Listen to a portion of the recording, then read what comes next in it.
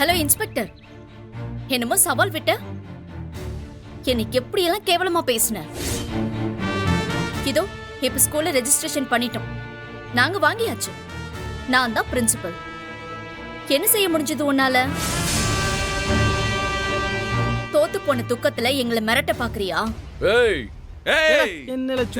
சொல்றது ஊய் சொல்ற வேலை நீ இங்க வச்சுக்கிடாத. வெறும் பணத்தை வச்சுக்கிட்டு நீ உங்க அப்பனை என்னென்ன ஆட்டம் போட்டிய? நான் வெறும் பையன் பிச்சை எடுத்துதான் அந்த பள்ளிக்கூடத்தை வாங்க போறேன்னு என்னென்ன சொன்னீங்க? இனி நீ ஆச்சு உன் அப்பன் ஆச்சு அந்த பள்ளிக்கூடத்துல காலடி எடுத்து வைக்கணும்னா என் தங்கச்சி கிட்ட பர்மிஷன் கேட்டுதாம்ல உள்ள வரணும். இம்புட்டு பணத்தை வச்சுக்கிட்டு இப்ப என்ன செய்ய போத? விரல் தான் சூப்பன. இது பெரியவங்க சமாச்சாரம். போயே கிரவுண்ட்ல பால் போட்டு சின்ன புள்ளையா விளையாடிக்க போ. அண்ணாச்சே அவனை கூட்டு போங்க. அண்ணாச்சே வெறும் பயல இந்த ஸ்கூலை வாங்கிட்டா சரிக்கு சவமா ஆயிடுவியோ? இனிமேதான் ஆட்டமே ஆரம்பம். இந்த ஸ்கூலை எப்படி நடத்துறன்னு பாக்குற. பாக்க தாண்டா போற நீயும். ஸ்கூல் நிர்வாகம் கை மாறுதுல, அத ஒரு விழாவா நடத்தலாம்ட்டு இருக்கான். அத சில சமூக விரோதிகள்லாம் உள்ள பூந்து கலாட்டா பண்ண போதாங்கன்னு தகவல் வந்திருக்கு. பொறுக்கி பசங்க உள்ள பூந்து எந்த கலாட்டாவும் பண்ணாம பாத்துக்க. நீதான் வந்து காவல் நிக்கன, புரியுதா? ஆமா, நீங்க தான் வந்து செக்யூரிட்டி வேலை பார்க்கணும். என்ன முறைக்குத? உன் பாதுகாப்புல தாம்ல அந்த விழாவே தடபுடலா நடக்க போகுது. முடிஞ்சா அந்த விழாக்கு உங்க அப்பனையும் கூட்டு வா. கூட்டத்துல நிக்க வையே.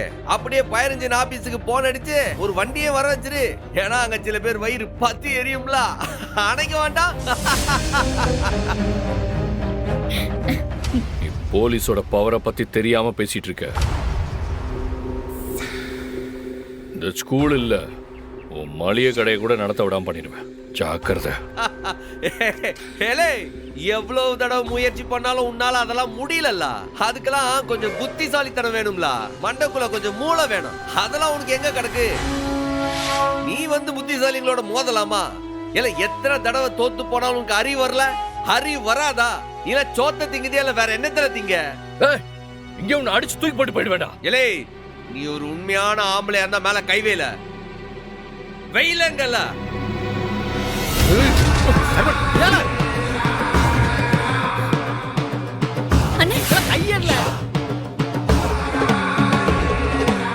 என்ன வேண்டுதலா வட்ட வட்ட வந்து அவன் அடி வாங்கிட்டு போனது? எடுல கைய சிறுக்கு போலீஸ். நல்லது பண்ற மனுஷன் நீ உள்ள தூக்கி போடுவியா? தைரியம் இருந்தா நீ தூக்கி போடியா பாப்போம். பணம் இருந்தா மட்டும் போதாதுல, இந்த மாதிரி மக்களுடைய செல்வாக்கு வேணாம். இதெல்லாம் உனக்கு எங்கள புரிய போது முட்டா பயல. பார்த்து பேசு போலீஸ்காரன். நான் இந்த ஊரு பிரசிடென்ட். ஏன் முன்னாடி சல்யூட் அடிச்சு நீ மரியாதையா பேசல? டேய், உனக்கு என்னடா மரியாதை? பாவம் ஏழை பசங்க படிக்கிற ஸ்கூல்ல வாங்கி அத பாரா மாத்த பாத்தியே. உன்ன மாதிரி கேடு கெட்டவனுக்கு யாரா மரியாதை கொடுப்பாங்க? மரியாதையா இங்க இருந்து கிளம்பி போயிடு, இல்லன்னா ரொம்ப அசிங்கப்பட்டு தான் போவேன். சார், பொது ஜனங்கள்லாம் உணர்ச்சி வசப்பட்டு இருக்காவ. பிரச்சனை வேண்டாம், வாங்க சார் போயிடலாம். எல்லாரையும் நான் அப்புறம் பாத்துக்கிறேன். எல்லாரும் பேசின பேச்சுக்கு ஒவ்வொருத்தரும் அனுபவிப்பீங்க. உன்ன மாதிரி கொல்ல வேற பார்த்தேன். President Shanmugam, president Shanmugam, president Shanmugam, president Shanmugam.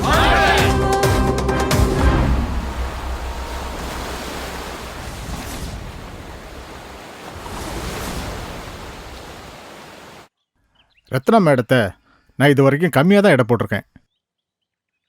அது எவ்வளோ பெரிய தப்புன்னு இப்போதான் தெரியுது.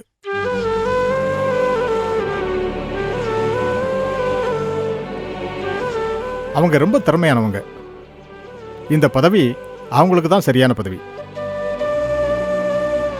இனிமே நான் இந்த ஸ்கூல்ல இங்கிலீஷ் டீச்சராக கண்டினியூ பண்ணுவேன். ரத்னா மேடம் வாங்க.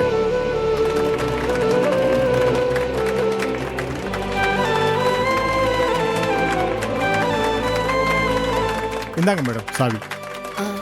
ஒரு நிமிஷம் சார்.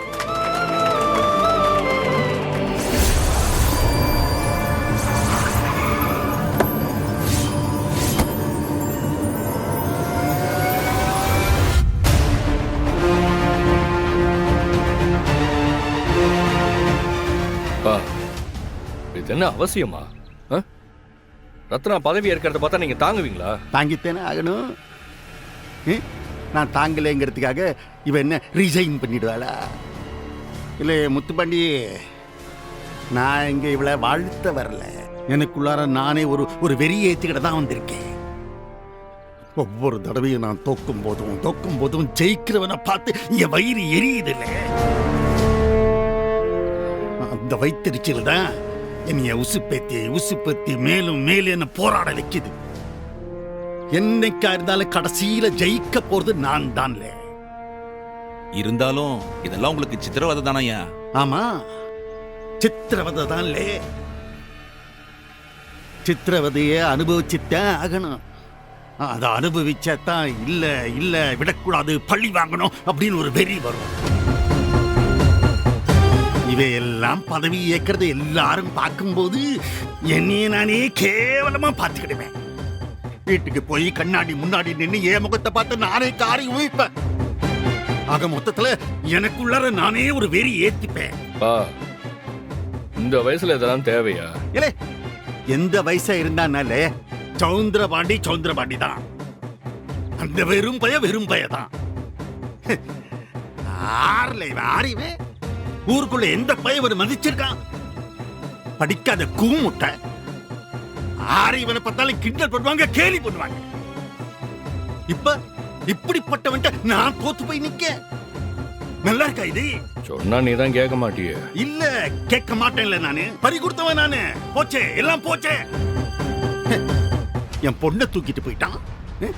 20 வருஷமா எனக்கு எதிராக ஒரு பய கூட போட்டி போடாம இருந்த இந்த பஞ்சாயத்து பிரசிடென்ட் எலெக்ஷன்ல நேத்து வந்த பையன் இவன் ஜெயிச்சு நிக்காங்க. என் மரியாதையை கெடுத்துட்டான், என் நிம்மதியை எடுத்துக்கிட்டான். இல்லே, மிச்சம் இருக்கிறது இப்ப என்னுடைய உசுறு மட்டும்தான். இல்ல, இவனை நான் பழி வாங்கணும்ல. பழி வாங்கணும், அதுக்கு எனக்குள்ளார நான் வெறி ஏத்திக்கணும். போய் நடக்கிறத பார்த்தாத்தே எனக்கும் உள்ளார வெக்கம், மானம், சூடு, சொரணை எல்லாம் இருக்கான்னு எனக்குள்ளார நானே கேட்டுப்பேன். பேசாம வாயை மூடிட்டு வாங்க. இல்லே, உனக்கு மட்டும் ரோஸ் இருந்துச்சுன்னா என்னடா அப்பனுக்கு இப்படி எல்லாம் நடக்குதே, அதுக்கு நாம என்னடா செய்யலான்னு ரோசிச்சுக்கிட்டு வா. பாத்துங்க. எல்லாருக்கும் வணக்கம்.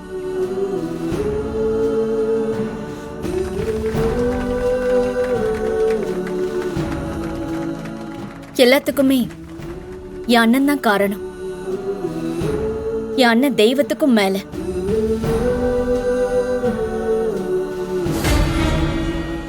அண்ணன், இங்க வா. நீதான் சாவி வாங்கணும். ஐயா, இலே என்னெல்லாம் சொல்லுத? அதெல்லாம் ஒண்ணும் இல்ல. அதாவது ஒவ்வொரு வார்த்தைக்கு ஒரு அர்த்தம் இருக்குன்னு சொல்லுவாவுல. அண்ணன்ற வார்த்தைக்கு என்ன அர்த்தம்? சும்மா தங்கச்சிகளை வளர்த்து ஆளாக்கி கல்யாணம் பண்ணி டாடா சொல்லி அனுப்புறதா ஒரு அண்ணனோட கடமை? அது அல்ல. ஒவ்வொரு தங்கச்சிக்கும் ஒரு கனவு இருக்கு. ஒவ்வொருத்தையும் வாழ்க்கையில ஏதோ சாதிக்கணும்ட்டு ஆசைப்பட்டுக்கிட்டே இருக்கா. அது என்னன்ட்டு புரிஞ்சுக்கிட்டு அதுக்கு உதவி செய்யறவன் தான் உண்மையான அண்ணன்.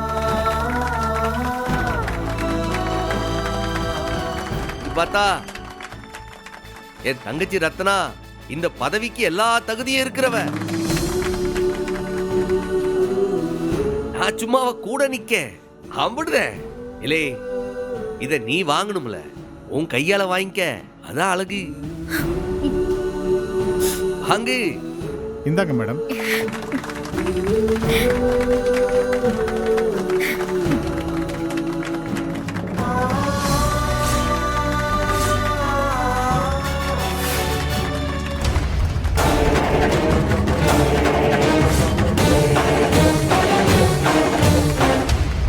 இலே என்ன உன் அப்பாரு வந்து நிக்காரு?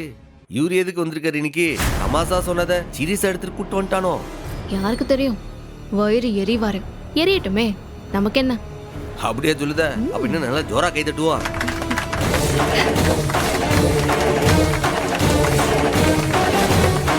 சண்முகம் சார், நீங்க 2 வார்த்தை பேசுங்க சார். நான் இதுக்கு நீங்களே பேசிட்டுங்க. அண்ணே வா அண்ணே. டேய் பேசுடா, போ. என்னத்த இப்ப? வா.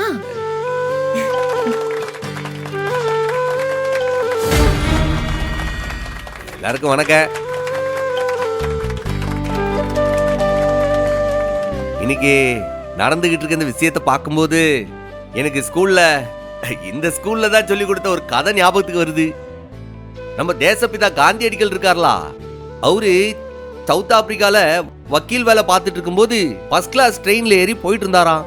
அப்போ ஒரு வெள்ளக்கார துறை வந்து, என்னடா அவன் ஒரு கருப்பான ஆளு ஃபர்ஸ்ட் கிளாஸ் ட்ரெயின்ல போலாமா, முதல்ல அவனை கீழே இருக்குடா அப்படின்னு சொல்லிவிட்டு அடுத்த ஸ்டேஷன்ல அவரை பொட்டி பொடிக்கையோட தூக்கி வெளியில எரிஞ்சுட்டானுலாம். பிளாட்பாரத்துல வந்து விழுந்த காந்தியடிகள் அன்னைக்கு முடிவு பண்ணாராம், இல்ல வெள்ளக்காரத்தோர என்னையாம்ல ட்ரெயினை விட்டு தூக்கி போட்ட, உன்னைய நாட்டை விட்டே வெளியில அனுப்புறேன்னு சொல்லி இன்னைக்கு நமக்கு சுதந்திரம் வாங்கி கொடுத்ததே, அன்னைக்கு ஒருத்தர் அவரை ட்ரெயின்ல இருந்து கீழே தூக்கி போட்டேன். அதே மாதிரிதான் என் தங்கச்சி ரத்னாவ இந்த ஸ்கூலை விட்டு வேலையை விட்டே தூக்குனாவ. ஆனா இப்ப பாத்தீங்களா, இதே ஸ்கூல்ல யாரு அவளை வேலையை விட்டு தூக்க காரணமா இருந்தாலோ அவங்க முன்னாடியே இன்னைக்கு பிரின்சிபல் ஆக்கி காட்டியிருக்கா.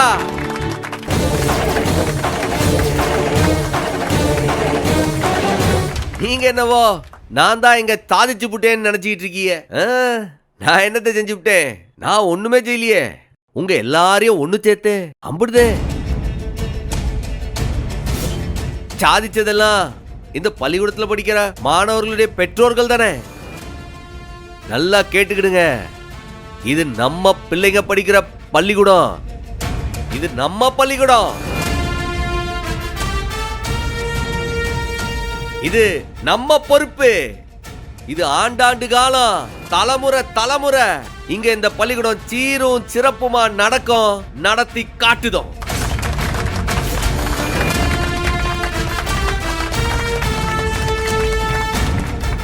இதுக்கு காரணமா இருந்தவங்க எல்லாம் இருக்கான், என்னைய நம்பி வந்தவங்க எல்லாம் இருக்கான். ரொம்ப ரொம்ப நன்றி. ஆசீர்வாதம் பண்ணுனே. என்னல இது? நீ இந்த பள்ளிக்கூடத்துல டீச்சர் மட்டும் இல்ல, இப்ப எல்லா டீச்சருக்கும் தலைமை டீச்சர் வேற. நீ என் காலில் விடலாமால? வாழ்த்துக்கள்.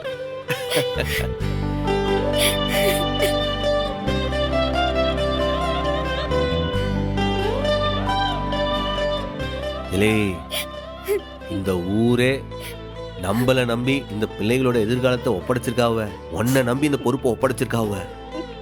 தைரியமா நல்லா திறமையா செய்யணும், ஞாபகம் வச்சுக்க.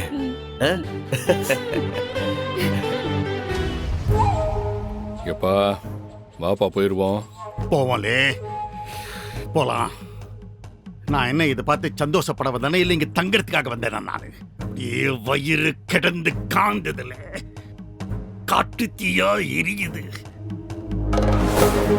அந்த எரிச்சல் தான்லே இப்ப எனக்கு எரிவாயு. இந்த எரிச்சலை வச்சே இந்த வெறும் பையில நான் பள்ளி வாங்குறேன். வாலே புலைச்சனியா,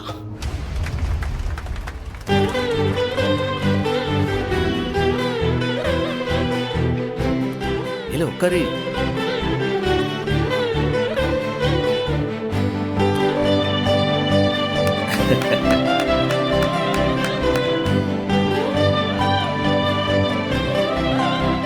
இல்ல ரத்னா, உன்னோட கனவை நான் நிறைவேற்றிட்டோம்ல, இனி நீதான் இந்த பள்ளிக்கூடத்துல படிக்கிற 50 பேரோட கனவையும் நிறைவேற்றணும். சரிண்ணே.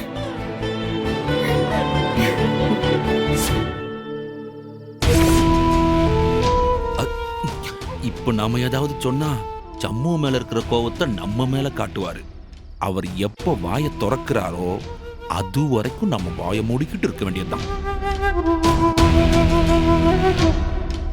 படைபலத்தாலையும் பணபலத்தாலையும் அதிகார பலத்தாலையும் இந்த ஜில்லாவையே கட்டி ஆண்டவன் இந்த சவுந்தரபாண்டி. ஆனா இன்னைக்கு 4 எழுத்து கூட படிக்காத இந்த பெரும் பயக்கையில தொத்து போய் நிக்கனே. இல்ல எப்படி எப்படி அவனால என்ன ஜெயிக்க முடியுது? நீங்க ஏன் சமூகத்துக்கிட்ட தோத்து போய்கிட்டே இருக்கோம்னு என்னைக்காவது யோசிச்சிருக்கீங்களா ஐயா? இது வரைக்கும் தோல்வியை பத்தி யோசிக்கிற நிலைமைக்கு என்ன நான் கொண்டு போனதே கிடையாது. ஐயா அதான் இன்னைக்கு இப்படி ஒரு நிலைமை வந்துருச்சுல்ல, யோசிச்சு ஆகணும்யா. ஐயா தப்பு எடுத்துக்காதீங்க, அந்த சம்மும் சாதாரண ஆள் இல்ல, செந்தூர் முருகனோட தீவிரமான பக்தன். அந்த சமூகத்துக்கு முருகன் துணை இருக்கான். அதனாலதான் உங்களால அவனை ஜெயிக்கவே முடியலையா. அவன் தீவிர பக்தன், அவனுக்கு துணை இருக்கான்னா அப்ப எனக்கு அந்த முருகன் துணை இல்லையா? அப்ப நான் ஆறல. செந்தூர் முருகனுக்கு வைரவேல் சாத்தின தீவிர பக்தன் நானு. சும்மாவா சாத்தினியே? கோயில் நகைய ஆட்டைய போட்டது வெளியில தகவல் தெரிஞ்சிடக்கூடாதுன்னு தானே வேல் சாத்தினியே. என்னல இது? ஆட்டைய போட்ட ஈட்டிய போன என்ன ஆட்டைய போட்டு வித்துட்டேன் நானு. ஆமால ஆட்டைய போட்டல. என்ன இப்ப? சரி, எதுக்கு இந்த பழைய குப்பையெல்லாம் இப்ப கிளறிட்டு இருக்க நீ?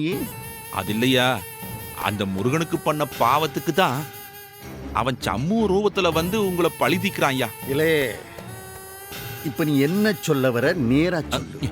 ஐயா, அந்த சமூகத்துக்கு முருகனோட அருள் பரிபூரணமா இருக்கு. அப்படிப்பட்டவனை உங்களால ஒண்ணுமே பண்ண முடியாது ஐயா. ஆனா மந்திரவாதிகளால யாகம் பண்ணி அவனை கட்டுப்படுத்த முடியும். என்னது? யாகம் பண்ணணுமா? ஆமையா, பெரிய பெரிய பதவி கிடைக்கணும்னு அரசியல்வாதிகள் எல்லாம் பண்ணுவாவல்ல, அப்படி ஒரு யாகம். வெறும் வார்டு கவுன்சிலரா இருந்த உங்க தோஸ்து ராஜேந்திரன் எப்படி மினிஸ்டர் ஆனாரு? அந்த யாகம் பண்ணித்தானே. ஐயா ரொம்ப யோசிக்காதீங்க, கொஞ்சம் தாமதிச்சாலும் சமூகம் கிட்ட இன்னொரு தடவை தோத்து போயிடுவிய. நான் நெசமா சொல்றேன்யா, சமூகத்தை கட்டுப்படுத்த நாம ஒரு யாகம் பண்ணியே ஆகணும்யா.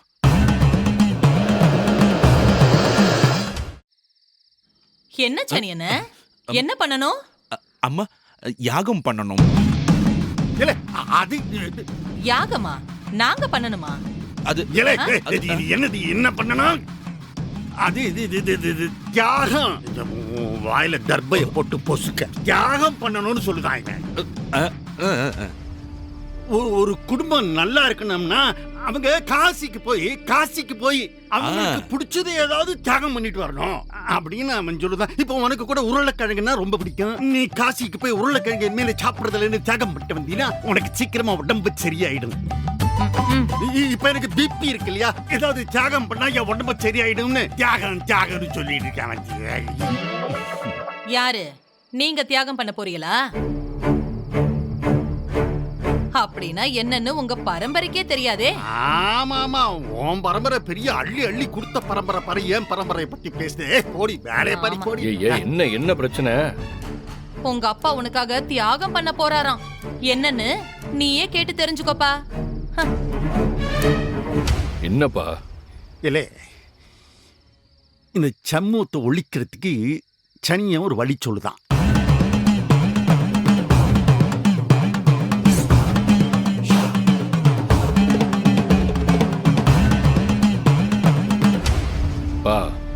அந்த சமூகத்தை பத்தின கவலையை விடுங்க, அவனை தீர்த்துக்கிட்ட நான் ஒரு வழி பண்ணிட்டேன். இல்லே, நீ உன் வழியில பண்றது நீ செய். சனியே ஏதோ ஒரு வழி சொல்லுதான். அது என்ன வழின்னு நான் பார்க்கேன். என்னமா பண்ணுங்க.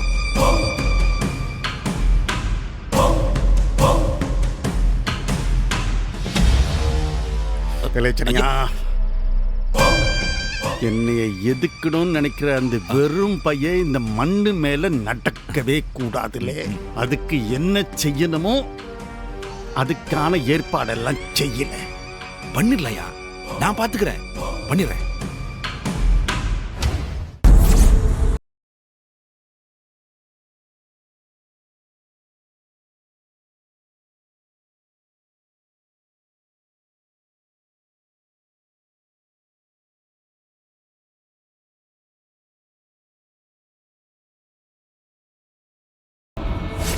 சண்முகம்,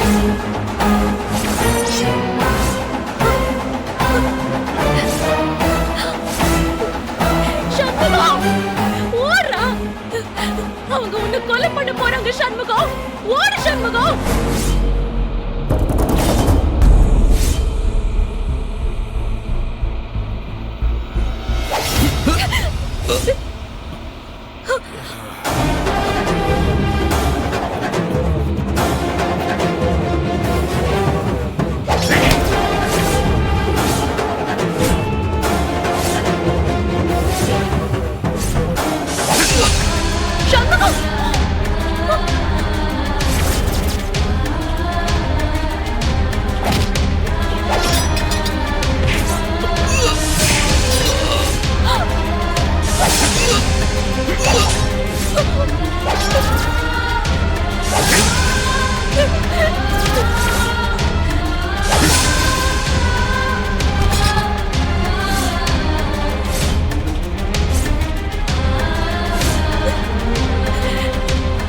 வாங்களே.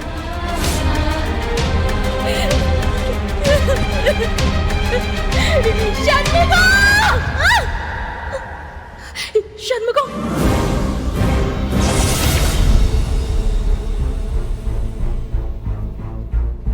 ஆளை பாத்தீங்கல்ல, பார்த்தாச்சுண்ணே. சண்முகத்தோட உசுர் எடுக்கணும், அதான் முக்கியம்.